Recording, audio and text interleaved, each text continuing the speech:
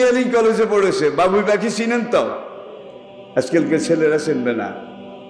শকুন চিনতে হইলে কোথায় যাওয়া লাগে? নাই তো কিছু। ওরা যে গাছের পাতা চিকন করে ছিঁড়ে ছিঁড়ে বাসা বানায়, দেখছেন তো বাবুই পাখির বাসা? গিরা দিতে জানে না, গিরা দিতে জানে না, ওই গিট এটা জানে না।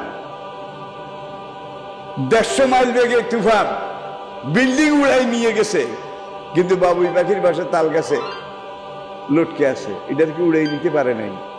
এই বাঁধন, এই গাঁথনি ওদেরকে কে শিখিয়েছে?